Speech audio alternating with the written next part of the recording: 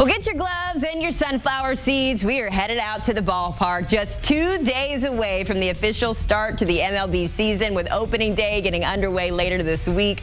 All 28 teams taking the diamond on March 27th, with the exception of Tampa Bay and Colorado. Of course, the Dodgers picking up where they left off as World Series favorites to win the whole thing. There you see the numbers there at plus 240. They've already got 2 wins on the young season. They beat the Cubs in Japan, so a little bit of an early start for them. The biggest question is going to be who on earth can stop them. So there's a look at the odds. The Braves with the second shortest there at plus 850. You've also got the Yanks, Phillies, Mets, and O's all in the conversation. Let's break down some way too early playoff predictions as we welcome in CBS Sports national baseball writer Julian McWilliams. He comes to us after stops with the Red Sox and the A's. So, Julian, we are excited to have you. I'm excited to go through your predictions because I think some fans at home are going to be a little bit surprised. But nonetheless, let's get started over in the AL. We're talking division champs first. I think last year the big surprise was the Guardians having such a fantastic season. But you can never count out the Yankees when it comes to AL baseball, even with some injuries here. Give us the scouting report. How you feeling when it comes to the playoffs there? Yeah, I know the Yankees just always figure out a way to get there. I think, if dating back, I think they missed the playoffs, twice in the last, 20 or some odd years. So there's a lot there for them to get through the regular season. Now, when they get to the postseason, it's a different beast, right? We're looking at, Aaron Judge hasn't showed up in the postseason. I don't think they have enough pitching to get through. But ultimately, I think they'll get enough to get through in the regular season.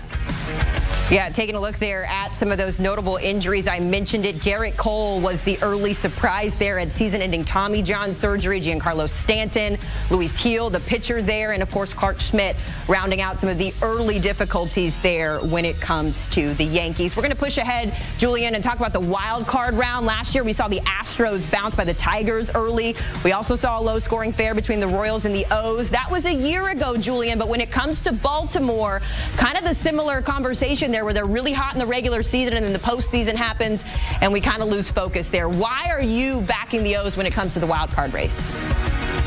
I would say they would win the division, but I think the Orioles' problem is they don't have enough pitching, right? I think this is their window to win, so to speak, and I think they have enough, again, to get through the regular season because they have Gunnar Henderson. Obviously, you have Adley Rutschman, who's probably one of the best catchers in the game, if not the best game caller in the game. So I think when you look at that from that perspective, you have to have them in there somewhere. I would have them to win the division, but they just don't have the pitching to make up for it. They lost Corbin Burns, and I think the Red Sox will ultimately be the first wild card. But yeah, I think the Orioles are in a good position to make it to the postseason, but they just don't have enough necessarily to make that run. Maybe they could borrow some pitchers from the Dodgers because it seems like they got pitchers to spare everywhere. We're going to talk about them in just a minute. You mentioned the Red Sox, though, the Boston and the Guardians, the other wild card teams that you have in the AL. But the team you're backing the most, you kind of just talked about him there, and that is the Boston Red Sox. What makes you so confident that this is the year for Boston?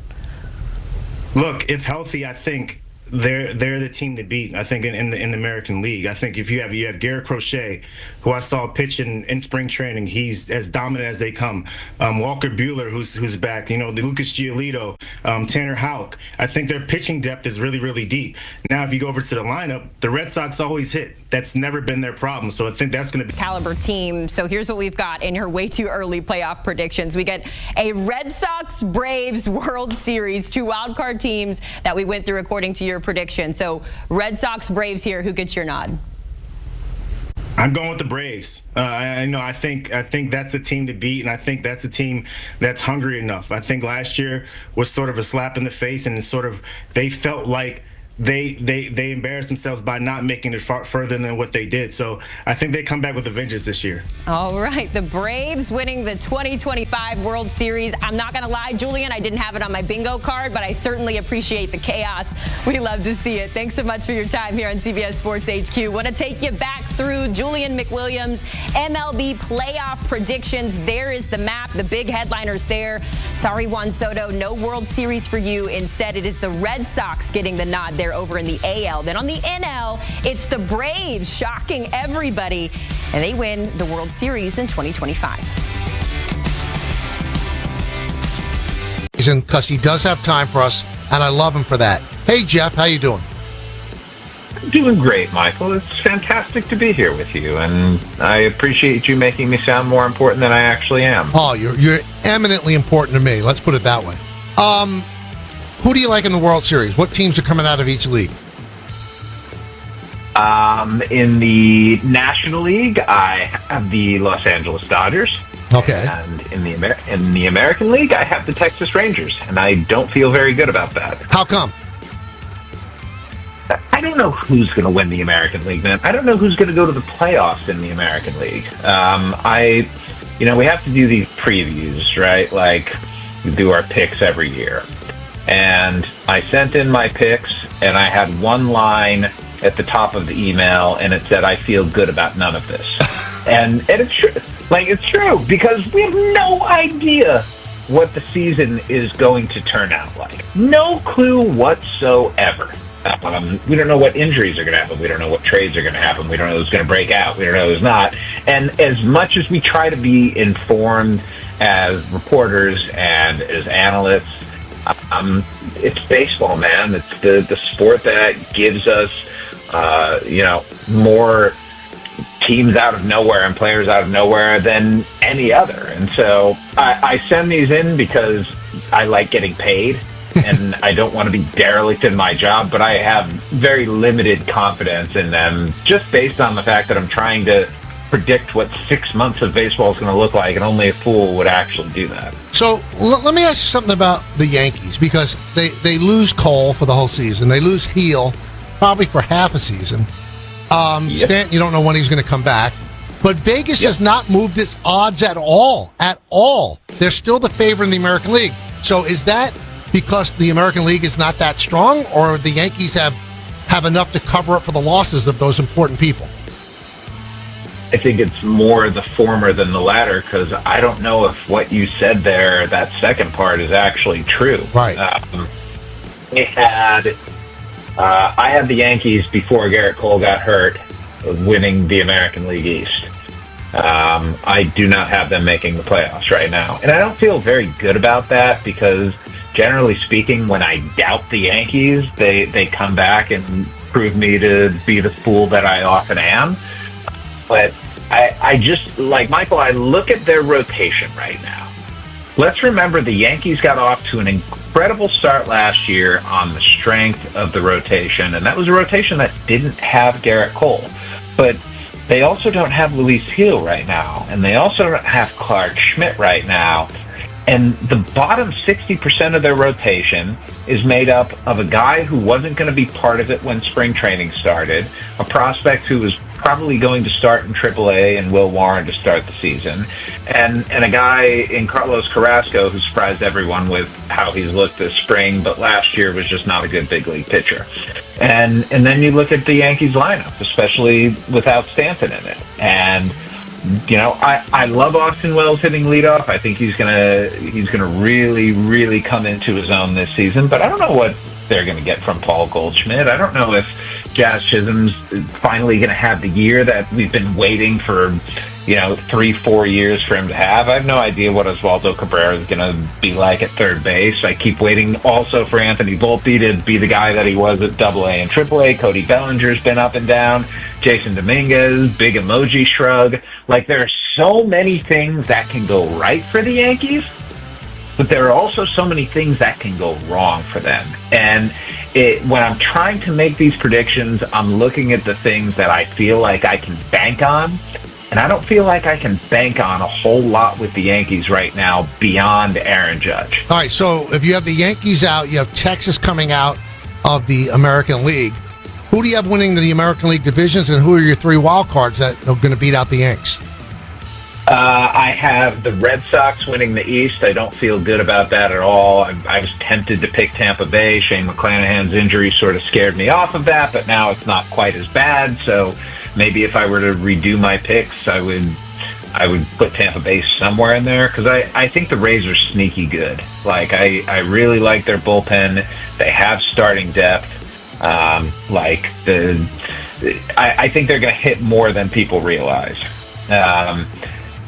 Central, I have Detroit, and that might be because Detroit was the last team that I visited in spring training and they were on my mind, but look at their pitching, man. And Tarek Skubal, best pitcher in the American League, top of the rotation. Jack Flaherty, awesome last year.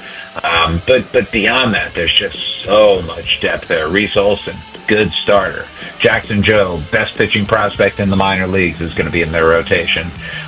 Casey Mize, former number 1 overall pick, looking like a guy who was a number 1 overall pick, and a ton of optionality in the bullpen between stuff, arm angles, and handedness.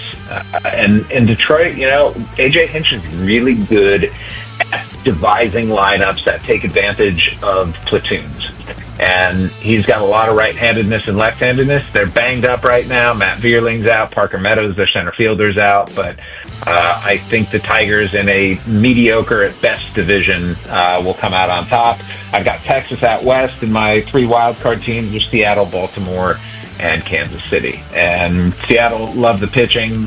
Think they're going to hit enough and take advantage of a relatively weak division. Baltimore, I'm just waiting for them to put it all together. And I know the pitching doesn't look like it's there at this point, but I feel like eventually, either via trade or something from within their system, the pitching's going to improve. And Kansas City, I think the Royals really take advantage of being in the American League Central. And they can pitch. And Bobby Witt Jr. is my MVP pick, so I think he is going to carry them to a second consecutive playoff berth. So a drop-off for the Guardians. What's the reasoning behind that?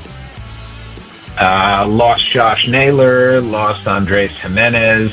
I don't think their pitching depth is quite what it was. And every time you see a bullpen that puts up a year like the Guardians did last year, there is inevitable regression. And I just don't know that Cade Smith and Tim Herron and Hunter Gaddis are going to have the same types of year with the workloads that they had. You guys saw it in October.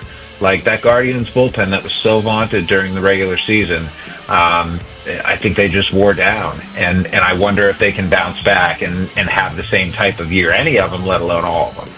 All right, let's move over. We're talking with Jeff Passan of ESPN here on the Michael K. Show, 880 ESPN. Let's move over to the National League. So you said the Dodgers are coming out.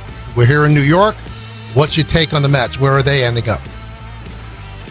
I have the Mets making the wild card. And I think they are going to be competitive. I really do worry about their pitching, but goodness, Michael K., the top 5 of that lineup is about as good as it gets. And I'm talking Dodgers included. Like, when you can go Lindor, Soto, Alonso, Nimmo, Vientos, how do you navigate that?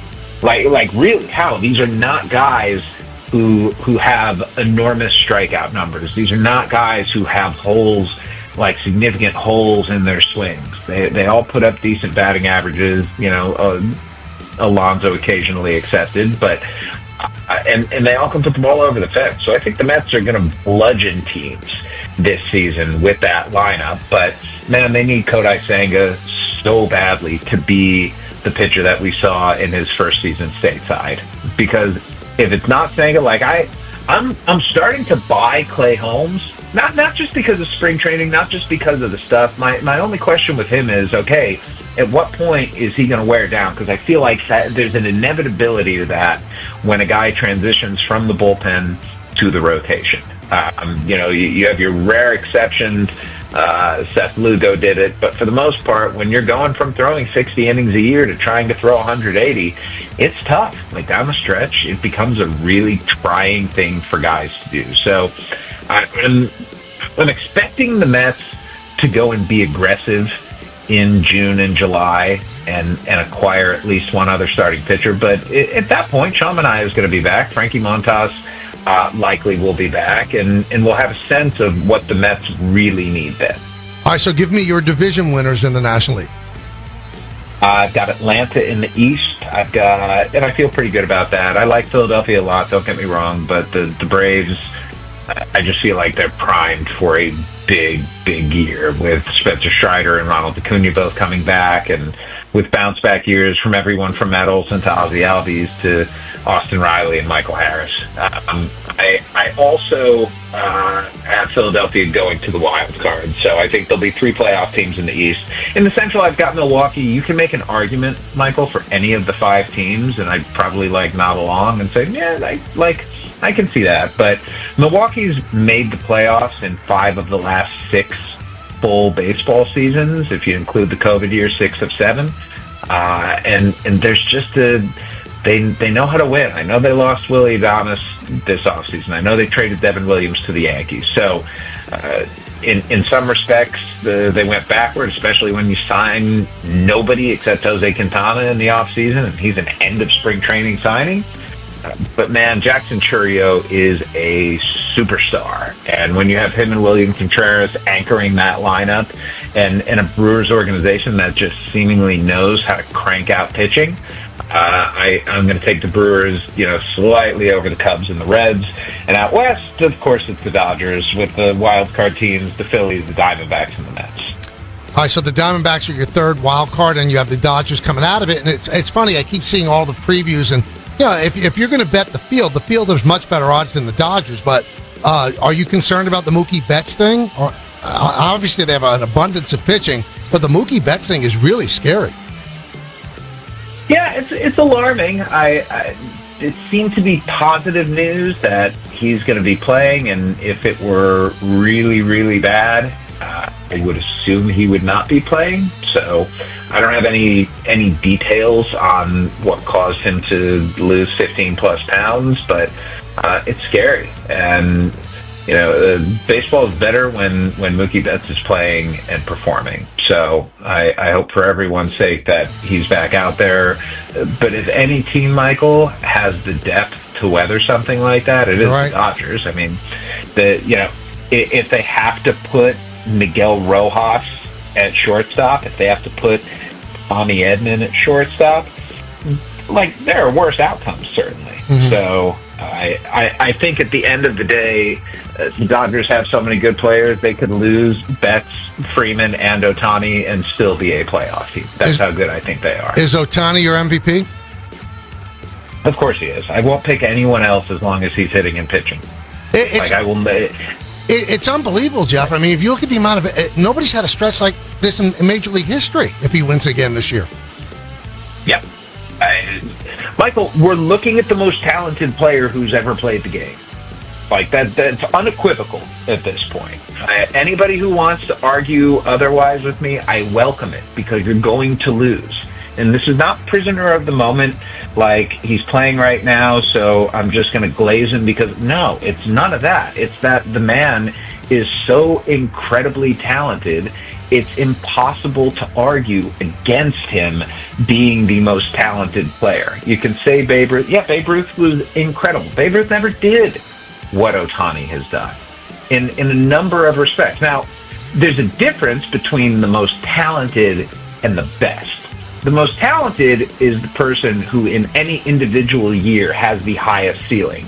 To me, though, when you're talking about the best player, it's inclusive of length of career, right? And ability to stay on the field and a number of other things that factor in. So I give a lot of credit to guys with longevity. I don't think I used to understand how difficult it is to go out there and post and every day be on the field. I have so much respect for the guys who want to play 162 games, really anyone who's playing 150 plus games. To stay healthy over the course of a season like that is a true feat of athleticism, and to do so while playing at an elite level, very, very few guys do that. But to match the value of somebody who's hitting at the level Ohtani does, and also, by the way, goes out and pitches too, nobody, and I mean nobody in baseball, can be as good at his ceiling as Shohei Ohtani. Do you have any intel on when he's going to pitch again? Is it May? Is it June? Let's put it this way. Next time he throws a bullpen, he's going to have been shut down for more than a month. So there needs to be almost a full spring buildup, and you compound that with the fact that he's coming off his second elbow reconstruction, and you add that the Dodgers have so much pitching depth that they have guys who would be in 80% of teams' rotations, and some of them might be in AAA for the Dodgers this year or in a long relief role. The Dodgers have no rush and should have no rush to bring him back. Let him listen to his body, which he's very good at. Let him tell you how he feels and when he's ready, and then deploy him at that point. We're talking with Jeff Passan, our good friend here on the Michael K. Show. Before I let you go, I mean, it's very clear we both adore baseball, love the sport, and I saw some of the things that you said on the Foul Territory podcast. And, it's a great way to spin off what we're talking about the Dodgers. The Dodgers and their spending habits, and they're even outspending Steve Cohen. Is that going to lead to a shutdown at the end of the CBA, which I mean would crush me, but I almost get the sense it could happen.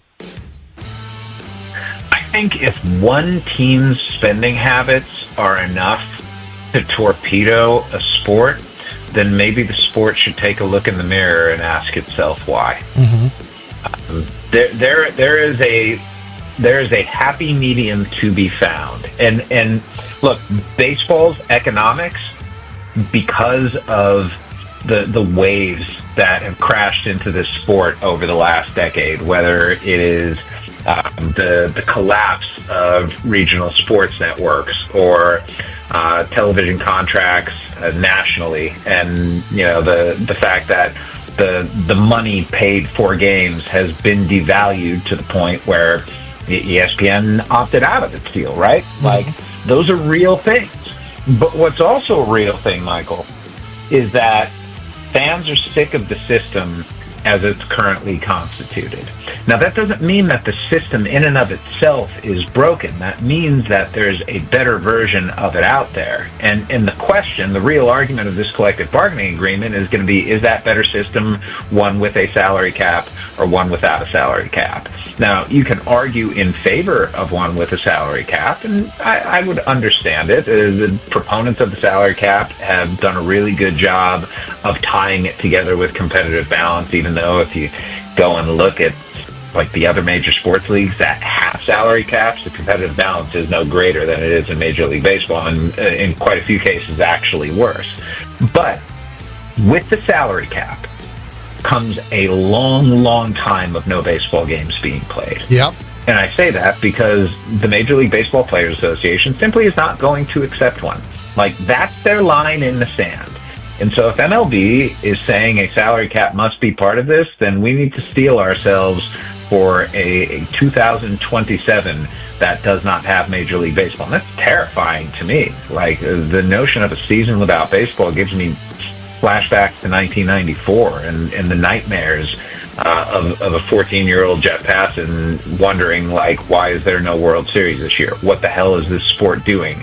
Is it really that hubristic that it's going to have a self-inflicted wound that pushes people away when more and more people are coming toward this game and trying to appreciate the young stars and the game itself?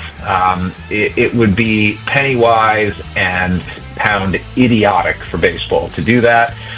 And yet we're a year or so away now, Michael, from understanding what their position is, or at least getting a sense in the early negotiations what it's going to look like. And there's a lot of fear among people in baseball at all the way from ownership levels down to the people who are serving you your beers in the stadium that baseball in 2027 is in peril right now. Just saw this. I don't know if you saw this yet. Jordan Montgomery just told reporters that he's going to have Tommy John surgery. Wow, what a bad 2 years for Jordan Montgomery. Wow. That's not a good signing either for Arizona. It's that did not turn out well for him, but as is the case with a lot of guys who undergo Tommy John surgery, hopefully Jordan Montgomery is a good guy and who pitched his ass off to help the Texas Rangers win the World Series 2 years ago, and was really solid for the Yankees in his time there. Hopefully he comes back as good as ever. When am I going to see you? Are you going to do the Yankee game on Thursday or not? You will see me on opening day, my friend. I arrive in New York City on Wednesday night, and I will be at the stadium nice and early in the morning. I will see you then. Thank you so much, Jeff, and safe travels.